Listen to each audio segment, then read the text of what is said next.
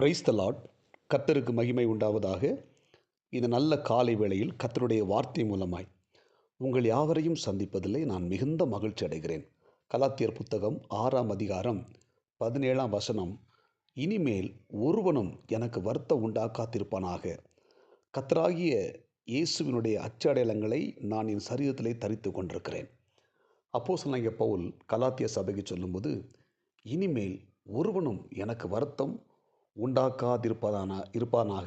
ஏனென்றால் கர்த்தராகிய இயேசு கிறிஸ்துவின் அச்சடையாளங்களை என் சரீரத்திலே நான் தரித்து கொண்டிருக்கிறேன்.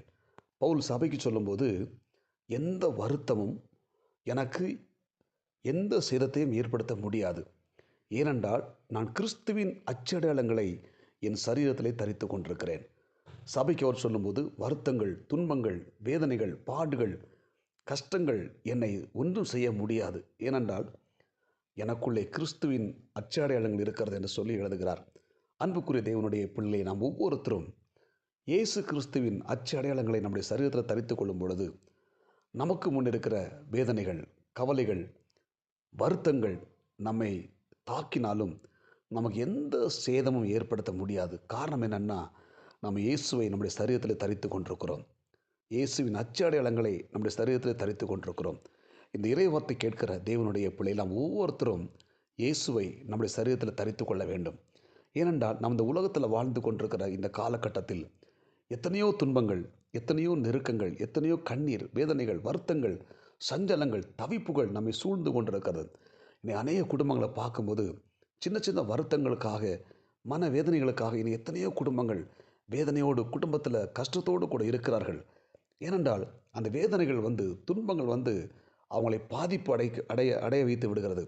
உதாரணத்துக்கு பார்த்தீங்கன்னா, நம்ம கவலைப்படும் போது சில வியாதிகளும் சில பலவீனங்களுடைய உடலை தாக்கி விடுகிறது.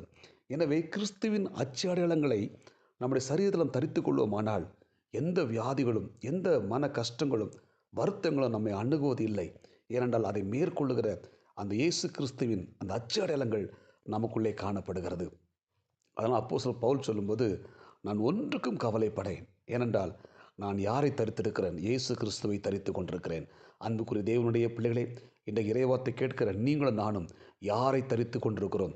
கிறிஸ்துவை தரித்து கொண்டிருக்கிறோமா? கிறிஸ்துவின் அந்த அச்சடையாளங்களை நம்முடைய சரீரத்தில் தரித்து கொண்டிருக்கிறோமா என்பதை நாம் இன்றைக்கு ஆராய்ந்து பார்க்க வேண்டும்.